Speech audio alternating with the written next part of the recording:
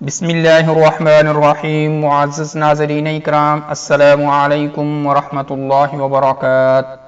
آج کی ویڈیو میں ہم جنات کے کھانے پینے کے بارے میں معلومات حاصل کریں گے، جنات کی غذا کے متعلق جانیں گے کہ جنات کا کھانا اور پینا کیا ہوتا ہے۔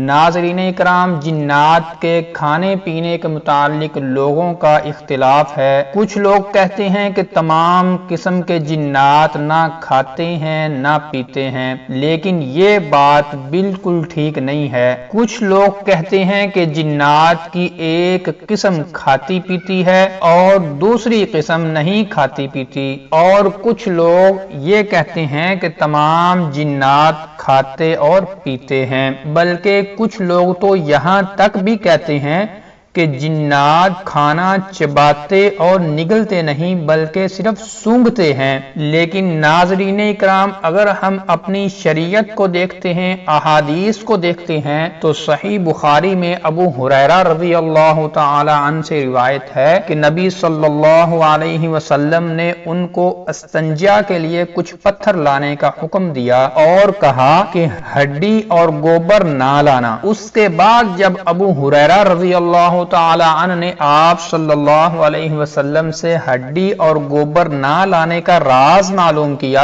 تو آپ نے فرمایا یہ دونوں چیزیں جنات کی غذا ہیں، اور آپ صلی اللہ علیہ وسلم نے فرمایا کہ میرے پاس نسبین کا ایک وفد جو جنات پر مشتمل تھا آیا اور مجھ سے کھانے کے لیے توشہ طلب کیا کہ آپ اللہ کے نبی ہیں، ہمارے لیے کیا چیز جائز ہے اور کیا چیز ناجائز ہے یہ ہمیں بتا دیں۔ تو آپ صلی اللہ علیہ وسلم فرماتے ہیں میں نے اللہ سے دعا کی کہ جس ہڈی اور گوبر سے بھی ان کا گزر ہو اس پر ان کی غذا موجود ہو۔ ایک اور حدیث میں آپ صلی اللہ علیہ وسلم نے فرمایا کہ گوبر اور ہڈی سے استنجا نہ کرو، اس لیے کہ یہ تمہارے جنات بھائیوں کی غذا ہے۔ اور صحیح مسلم میں ابن مسعود رضی اللہ تعالی عنہ روایت کرتے ہیں کہ آپ صلی اللہ علیہ وسلم نے فرمایا مجھے ایک جن نے دعوت دی، میں اس کے ساتھ گیا، ان کے سامنے قرآن کی تلاوت کی،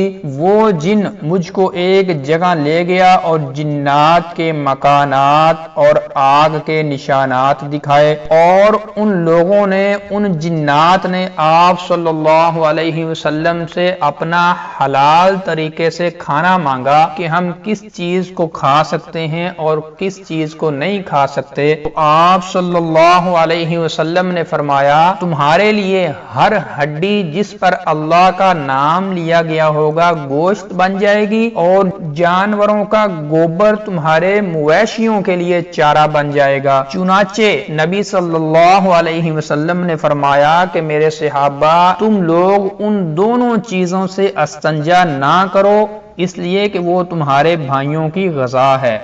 تو ناظرین اکرام، ان تمام احادیث سے یہ بات واضح طور پر پتہ چل جاتی ہے کہ شیاطین جنات کھاتے اور پیتے ہیں۔